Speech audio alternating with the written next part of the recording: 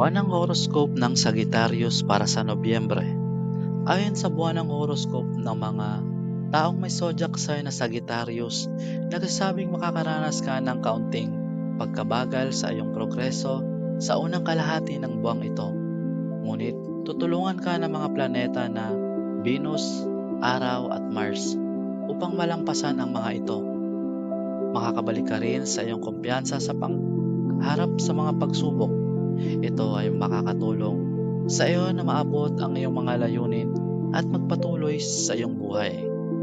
Ang love horoscope para sa mga taong may zodiac sign na Sagittarius ay nagsasabing magiging maganda ang iyong buhay pag-ibig para sa buwang ito.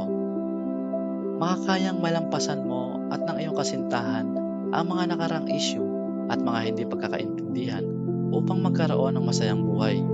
Ang isang bakasyon ay makakatulong din sa inyo na maging mas magkasundo sa isa't isa. Sa pagtatapos ng buwang ito, ang iyong buhay pag-ibig ay magiging lubos na kaya-aya at masigla. Pagdating sa iyong mga pinansyal, maganda ang buwan na ito para sa mga taong may zodiac sign na Sagittarius. Ang iyong mga riskadong investment ay magbibigay ng magandang kita at ang iyong mga regular na investment ay magpapataas ng daloy ng pera. Ang magandang ugnayan mo sa iyong mga kasosyo ay magpapalago rin ng iyong kayamanan ayon sa iyong finance horoscope.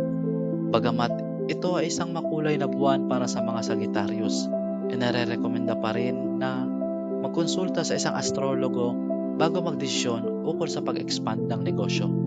Para sa mga profesional sa trabaho, ang buwang ito ay hindi nagbibigay ng magandang pangako.